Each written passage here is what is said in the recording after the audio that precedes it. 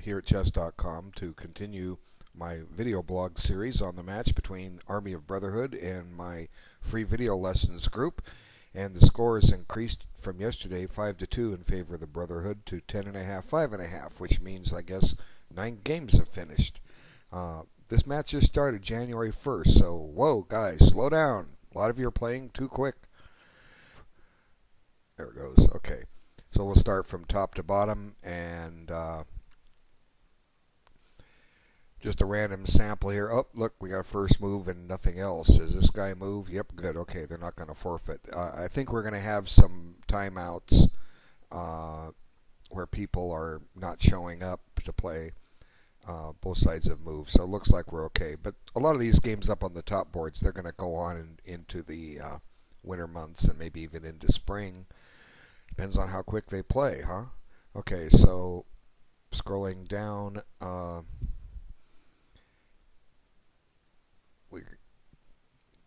thought there was one up here. Did I miss it?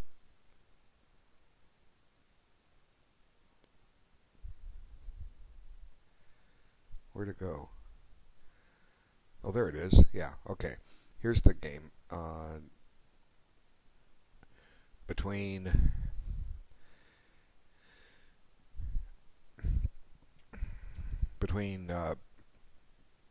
Just Chess and Taktakaro. Okay, let's back it up and take a look and see what happened. Okay, we're in the French defense, advanced variation. Usually they play knight c6 first, but I guess it just transposes. Okay, so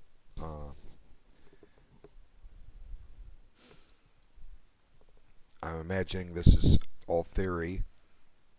I looked at this game a little earlier, and I thought the natural move to take back was with the pawn, because if you take with the pawn, you get a potential natural break of c5. Let's just look at that for a second, and then we'll continue with the game. Okay, let's suppose white develops a piece. I mean, just for example. I mean, white doesn't have to do that, but I'm just illustrating the point. Black is going to assure himself of a protected pass pawn. He's also opening up an potential exposure of the pawn on e5. Maybe he can tie white down to defending that pawn. Now, white doesn't have to play bishop f4. White can play knight a4 here. Okay. Now, where do you put the queen? You got to move the queen. If you put it on a5, the bishop will develop with d2. You can go to b5, I suppose, and you might be able to get c5 in. You might have to give back the bishop pair.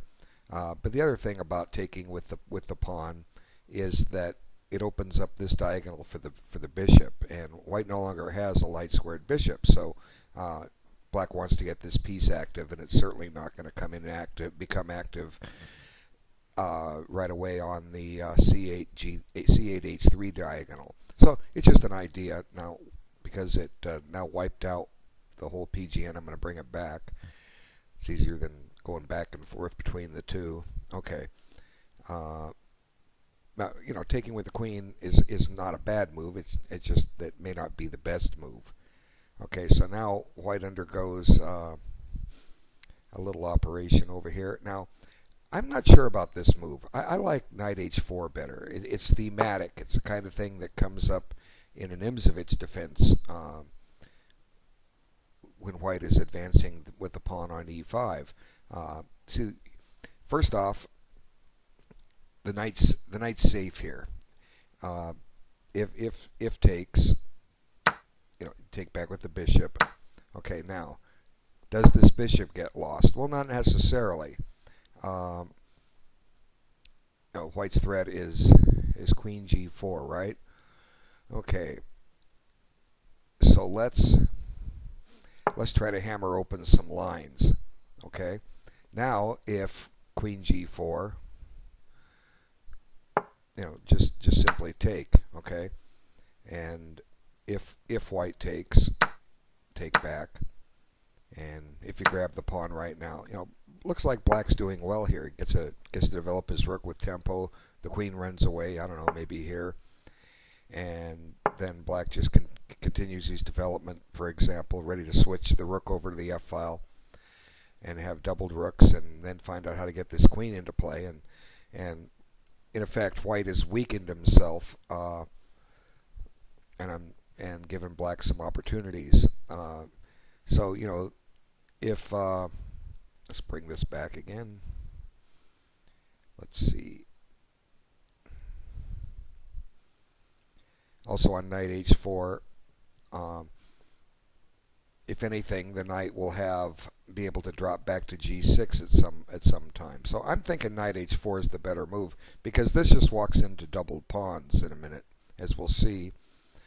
How do you avoid double pawns? Well, the answer is you don't. The moment you move the king, white will rip. I guess white could have ripped that pawn or ripped that knight right away, but he didn't. So black attempts to save it, and now he takes it. Otherwise, it'll just retreat. And now it's kind of interesting. White has given up the two bishops, but this is a kind of position that favors the knights. Note again, this bishop on c8 has no diagonal to get to. He's going to try to get it developed here in a few moves, but White has two decent-looking knights. Now, they don't have a lot of great squares now themselves, but it's the kind of position I think that can favor the knights if you do it correctly. Let's see, knight e2 to g3 to h5. There's an outpost right there, h5, and then white finds another way to activate the knights. Okay, now black plays king g7. Now he's lost a tempo, so his king h8 plan basically cost him a tempo, and white's able to try to break the position open. Now I think it's more favorable for white to have his king side weakened as compared with the other line when black could have played knight h4, simply because white is a little more mobilized on the queen side or on the king side. Notice the black queen is kind of a spectator. She's not going to be able to get back to the queen side or the king side very easily. The line of communication between the two is either e7 or f8. That's the square you have to be on to go one side or the other, and both of those are occupied right now by black pieces. And the line of communication the other way is c4. Well, black is getting to c4, but then where does he go next to get to the king side? Okay, so looks like white's got slightly the better game here. Now, I'm not sure if black played this correctly. I guess there's probably a lot of ways, but the first thing to take stock of is what I was talking about. The bishop and rook, they're not developed. Okay, if you play bishop d7, you further cut the queen off from coming over to the king side to help. Maybe this is the kind of position that what black needs to do is just hunker down and play defense. Rook to h8, cover that square, and then if you have to, bring the queen back to e8. And maybe that's the quickest way to get pieces over to defend the king, because white is going to get an attack here. So rook h8 will batten down the hatches once and for all on h7, because the queen even though the queen and knight can attack that square, they can't go any further. And then once the queen gets to e8, f7 is covered. And but let's see, maybe let's try this move just for the fun of it. Okay, now queen f4, attacking f7. Now here's my idea. Bang. Okay, what can black do or white do now? If he tries queen g4 with ideas of discovery, well, for one, he's putting his queen on the same file as the king. Maybe black just runs the king. Now, black's next step should be maybe to get this bishop out of the way and just get the king over to the queen side, because I think the black king is going to be quite safe over on the queen side. Okay, let's see anything else you want to look at. I could go on forever on these games because I got 9 of them to do. Uh, let's just let's just move on and see what happens. I have to bring it back. Okay, let's go back a little bit more. Okay, G5. Okay, so takes. So he plays F6, and we'll see how this plays out. Now, it looks like maybe Black's made some progress here. The H5 outpost I was talking about doesn't seem so critical now. Uh, it still takes this knight those 3 moves to get there, right? And the king can always come back to H8 again, and Black's ready to occupy the file. But here's the problem over here again: is this rook and bishop? Let's see what happens. So White vacates the G file so he can use it. Now here I think is where Black starts to go wrong.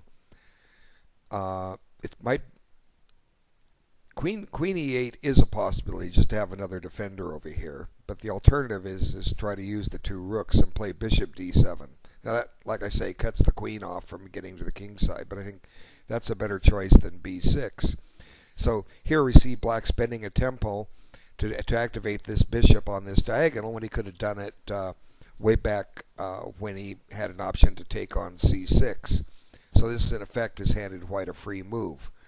And now look at this, the queen is penetrating, and Black's kind of in trouble here. So there's a mate threat on G8 that must be dealt with. And now White starts transferring the knight over, just as I was saying. He's 2 moves away from getting to H5. And Black chases the queen back and just gains time attacking the rook. Now, this is kind of perplexing. Black plays Queen B7. Now he's shut in his bishop again, so further entombing this rook. I think Black's in serious trouble here, though. I don't think Queen D7 helps.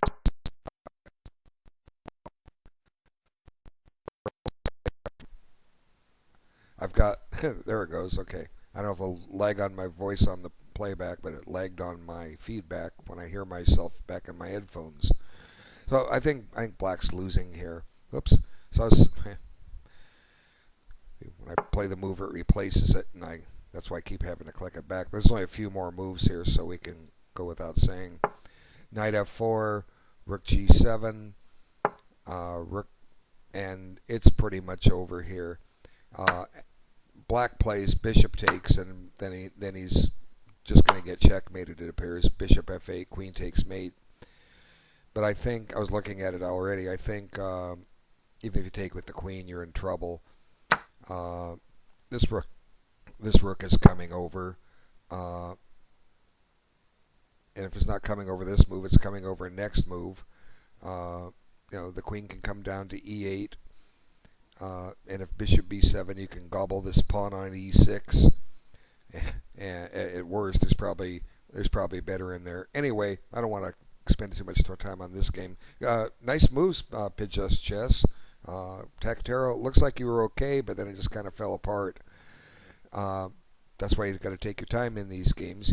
3 hours a move at a high level. Okay, I didn't say it. Hans Berliner, former world chess correspondent chess champion, said it.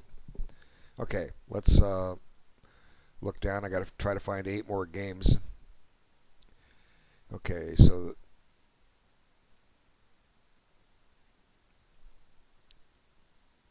let's see. We have a win and a draw. Did I cover these games yet? Yeah, I covered this one. Here's the draw.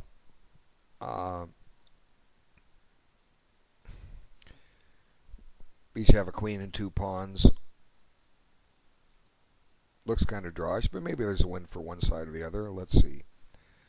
Let's go through it.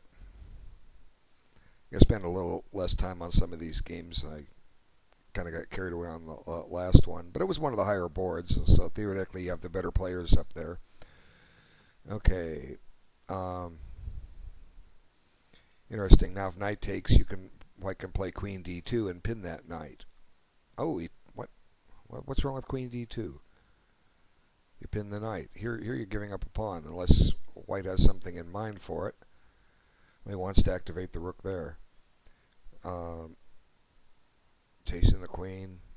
Well, white's given up 2 pawns, but he has a lot of development. That doesn't seem... I don't think white has enough compensation here. That's just my gut feeling. This move weakens the b3 square. But, it's white's ahead in development. Let's see, f6, that makes sense. Chase the knight out. Uh-oh, wait, yeah, I didn't see that. Okay, let's develop a piece. Bishop e7 is probably called for. White, it's going to be hard for white to run this queen to the king side because this rook is going to hang. Unless white can get a mate, I think black's got the better game here. So here comes the check. Now, they in effect trading rooks here.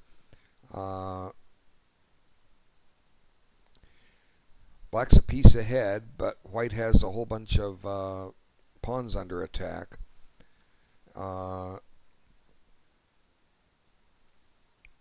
Queen takes c4 to defend d5. I mean, this is a wild position. They're going too quick. So he develops a piece that makes sense, but there goes that pawn. See, white could have defended that, but he's up a pawn. I mean, up a piece. White could have some compensation here. There goes another pawn. Now, probably white does have compensation. What's he got? 6 pawns to 3.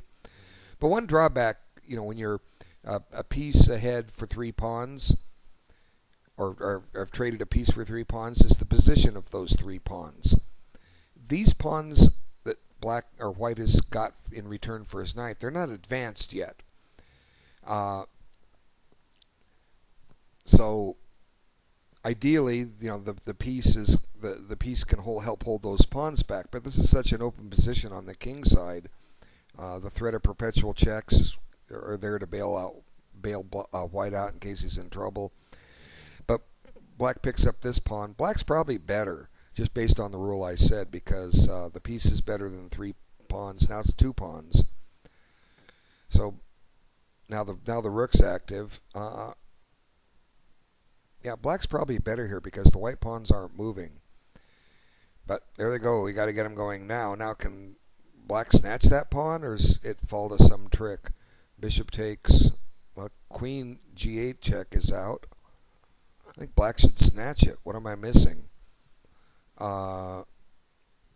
He does take it. Well, we'll find out what I missed. Okay, pinning on the knight. Black is winning. But this next move I kind of question. First off, what is white threatening? The answer is nothing. Okay? He can't check on g8 because the queen covers it. Can't check on e8 or f6. Why not? The only thing white has going for him is a pin on this knight. White's just gotten rid of one of his trumps, his connected pass pawns. Why not just play bishop e7? If white wants to pile up on the pinned knight, he can't do it from e6 or f5. He can play queen g4, but that allows... Well, let's I don't know. Let's go ahead and look at it. Queen. The only attacking moves. If white doesn't do anything, he can run pawns, I guess. But then black get ready to run pawns. So let's just do a quick look at it. Bishop e7. Okay, queen g4. Now, there's a potential discovery. Bishop c7 check. So you got to be careful where you put this rook. Like if you try to defend things with rook d8, then bishop c7 check can be annoying. So queen b5. Now we get this check in. This isn't forced. We're dropping the piece back. There's the pin. Okay, so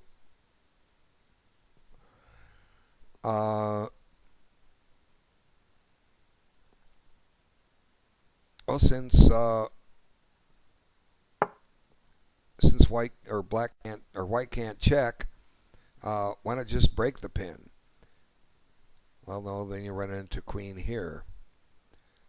And that's forking the two pieces. So I was asking, what am I missing? Why can't black take the pawn? Looks like rook d1's a clever move. Okay, I'm not going to spend any more time with something for the players to see if they uh, had that planned or missed something and let them pat themselves on the back or lament forever the missed opportunity. You know, it's how you improve. You analyze your games. You know, I can't analyze these all the way out, but I can give an idea. Okay, so black decides to give the piece back, and white doesn't want it. Okay, uh, well, I guess the idea was queen c7 check, trading queens, and anybody's game. So white's playing for a win. Okay, so it ends up a draw. Black's going to lose his piece back. What did he do wrong? Well, what is this? Does that hang the queen? My goodness, what am I missing? Why doesn't he just take the queen? Oh, because there's a mate. Very clever. Okay. See, got to look these two movers. Okay. That's a clever move. Glad to see clever moves. Gets a check and takes the bishop. The point being that if queen takes queen, you get the mate again. So he takes the rook. Now black has two pieces for the rook. Okay, this should be a win for black. It should be, but you got to play it carefully. Why not simply queen check on h4? Queen takes is forced. Bishop takes, and the fact that these two pawns are isolated and they can't work together, black should have a completely theoretically winning game. Queen h4 check will do it.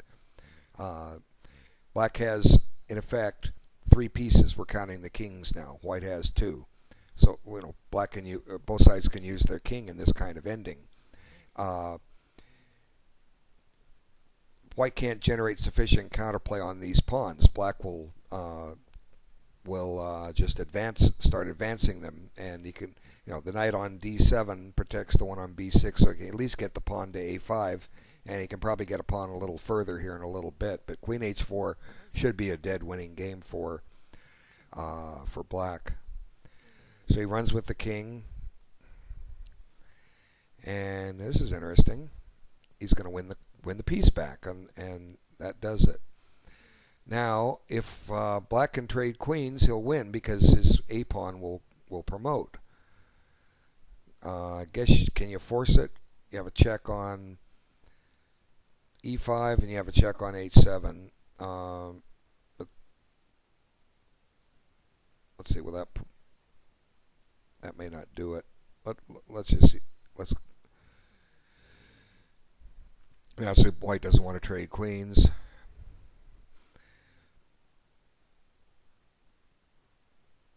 And here not quite. Here they agreed to a draw. I guess black's happy with the draw. But let's just take a look at this real quick, and we'll move on. Okay, he's going to repeat the position. The only advantage, without looking this up in the books, the only advantage black has is that his pawn is one square farther along. That's the only advantage. But white can equalize with that. But then if they both start running pawns, black queens first. So a draw is a fair result at this point. But I think it was black's game to be had. There was some good play on both sides. Good game, good gentlemen. Okay, back to the match. Oh, we got rid of that one. Let's see what else we have. Okay, so we've got down this far, down to board 53. They're done. No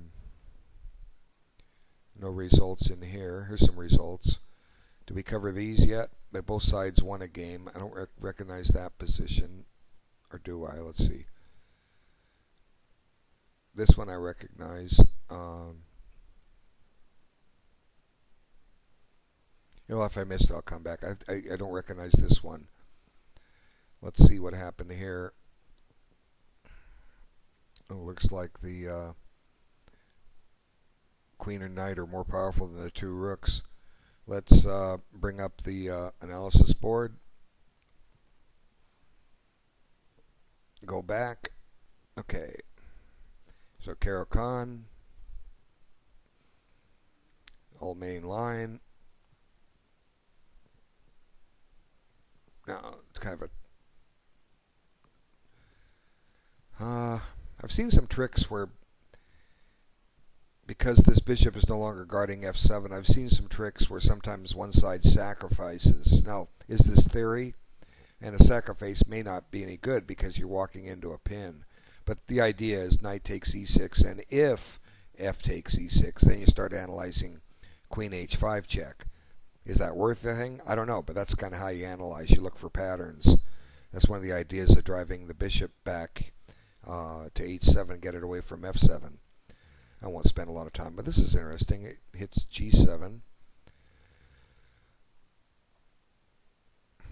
Now the knight is out of play, so black's playing defense, and the king runs over this way. How's it going to turn out here? Okay, so if that knight on g7 is lost, black has a winning game. Now black's the one starting a kingside attack because in effect he's castled queenside, even though he hasn't really castled. His rook's on a8. But that's what you want to do when the kings are on opposite sides. Send a pawn storm. So here it comes. Okay, so white decides to get what he can get for the piece, but black doesn't want to take it yet. Okay. Oh wait, he's attacking a rook. Now very clever. Look at that, lining up to get another more pressure on e6. Okay, bingo. So some clever moves by black. White's going to get another pawn for it, but like I say, clever moves by black. I'm not sure about taking that knight that was pinned. White, what do you need to take it? Okay, why let the king come up unless that's your idea? Let me get a nice check down here, but I'm just thinking the first instinct is king up lets the rook out, but I guess there's some checks, but the knight should take, yeah. And there'll be nothing stopping black here in a moment from playing king c7 and getting his rook activated. Ooh, very tricky. What's he going to do here? The point is if rook takes check. Let's see. That's what he does. And black gives up the other rook here in a moment. I see. There it goes. But a queen and a knight are stronger than two rooks, and well, white has a couple pawns for it, but it's not quite enough. The pawns aren't mobilized. Objectively, white can create two passed pawns eventually, one on the G file and one on the D file, but that's a long way off, and the rooks aren't communicating. There's only two open files for these rooks, the E file and the H file. So I think the queen and the knight are much better here. This is good. Keep the rook out of e7. You don't want white doubling him up on the 7th rank. Okay. Now he decides to double them on the E file. Does he have enough to play for rook here? Rook f7, and once black gets out of check, probably king b6. Yeah, you have to play king b6 pretty much. Then rook down here, and white's got two rooks on the 7th rank. You're threatening a pawn with check. That's definitely the correct way to go. I'll come back to it here in a minute. Now again, you got to get on the 7th rank. Black just stops and collects a pawn or two. Now he weakens his position a little bit. I don't think white's doing this right. Black's coming out of this smelling like a rose. Now the rooks aren't working together, and the queen. Look at that, bing, knight on e3, and now there's a mate threat, and white can't defend it. So let's just back up. When he put the rook on Let's do this check, okay? I think this is better. Now you can't come back to B8 or C8. You could go to D8, but that's going to hang the pawn on B7, and then the pawn on A7 is loose. Let's see. Let's look at some possibilities. Okay, if king here, let's look at that for a second. You take this. Now black decides to go for checkmate. Okay, got to do something here.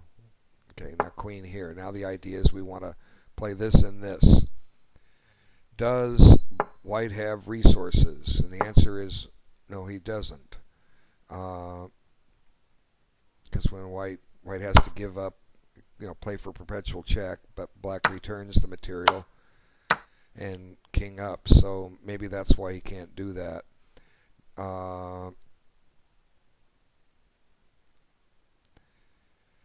But it might be worth it to try, because I think in the long run, white's going to get ground down. See, make black prove that he can see this far. See here, this is what I was looking at. Of course, you can still go back to this threat, but you got some nuisance value here. Where are you going to go? At some point, you have to go to A5, or white will happily take a draw. So let's get it done now. Now. Oh, I'm missing one thing. This rook can take this pawn all along. Hey, man. Even in the other position. Let's see. Well, we weren't there yet. Okay, that's on king d8. Oh, no, he can't take the pawn in this other line. He can't take it with the rook because this rook drops. But you know what? You can give a check first. I don't know. Something for the players to look at. It just looks better to have your rooks on the 7th rank. You almost have to try it because, I think passive play with the rooks you're going to lose. Anyway, I don't analyze everything out perfectly. I'm looking for perfection. I'm putting something for the players to go in and analyze their games, because the point is you can solve these things in postal chess, which is what this is. You can solve these things on your own if you take your time. And if you just rush a move off, I'm coming up with moves in myself rather quickly. Almost all these are a first look at the game, and I'm coming up with ideas just based on my own experience. I'm not a quick thinker. I'm one that just starts trying lines. That's why I don't play much blitz chess, because I'm just not good at it. I tend to just make safe, solid moves every move, and then the tactics fly, and I can't sort them out because I don't have enough time to sort them out. Some people can calculate tactics real quickly, but they can't make positionally sound moves. So when they could be 2200 strength, but I'll play them, but very weak in positional play, and I play them in a long game. I tear them to shreds because I can see their tactics, and they can't understand how to play a position like I do. So, scrolling down a little bit further,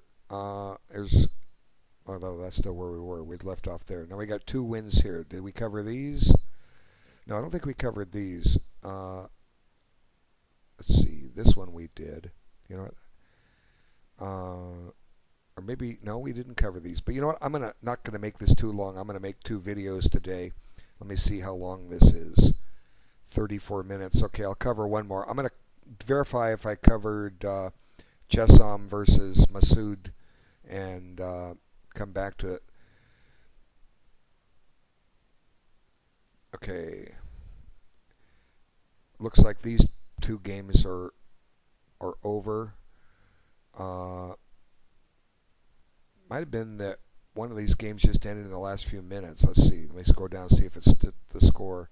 Yeah, one of these games just ended. So it's 11.5, 5.5. They both won one today. I'm going to come back on those 2 because I'll have something to say.